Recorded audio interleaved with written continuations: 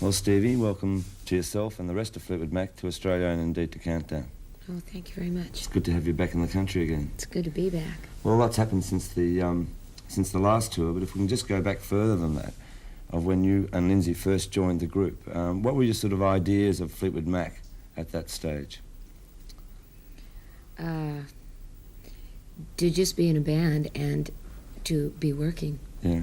Because we weren't working. And we were pretty depressed about our life in general because there was nothing happening. Were you both Fleetwood Mac fans at that stage? Not really. No? So what attracted you to sort of become part with Mick and the rest? They called us and asked us. Did they? Yeah. And the first album, which was the Fleetwood Mac album that you really recorded on, how different were the ideas of the rest of the band to, say, you and Lindsey?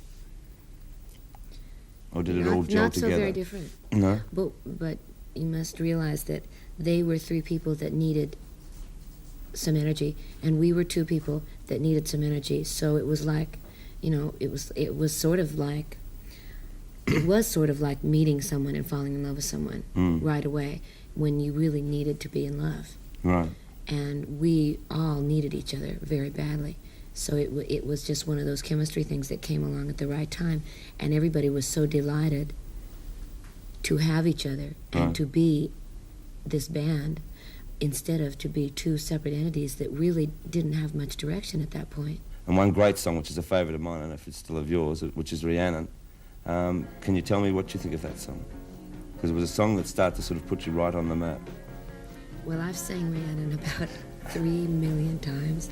And I always love it. It's real hard on my voice. Right. It's the killer voice song of the evening. But I never really get tired of it because it's my mystical thing, that we would always have to do Rhiannon. I don't think we could ever not do it. So because I know that, I continue to sort of be a part of the story of Rhiannon while it's happening so I don't let it get old for me.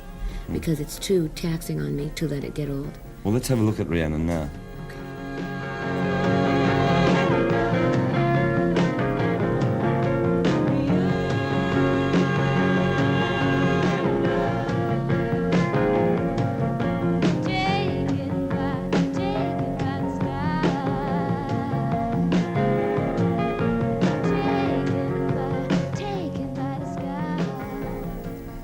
Right, well, that was Rhiannon. Now, out of Rhiannon also came the figure of Stevie Nicks, the sex symbol, which you seem to sort of shun and sort of say, no. Were you conscious of the fact that suddenly you had become sort of a sex symbol in the rock world? It was somewhat hurtful to me because that isn't what I wanted, and that was everybody else's, how they were making it up. And my chiffon things that I wear are beautiful, beautiful things, They are not, I didn't make them, they come down to here, they're very diaphanous and stuff, but they were never made to be taken for what a lot of people took them for. So I had to fight along with it, trying to be able to keep doing what I wanted to do without being put in that bracket, Coming from the Rumours album, the critics said, right, what are Fleetwood Mac going to do next? Can they possibly sort of upstage the Rumours album in sales? That they've got to come out with something extraordinary. And I don't think anyone expected the Tusk album to be a double album for a start. How come it was a double album? Because it had been several years. We have 3 writers. I write all the time. Lindsey writes a lot. Christine writes. And to have waited 3 years to have 3 or 4 songs. I mean, I write 3 or 4 songs in 3 months, or more than that. Isn't enough for me.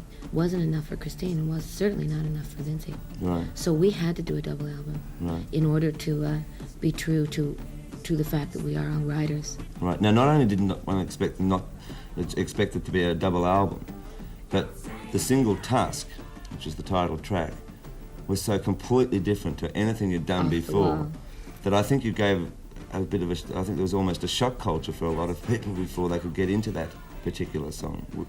Was that There was a purposeful? shock for me, too. Yeah? Yeah.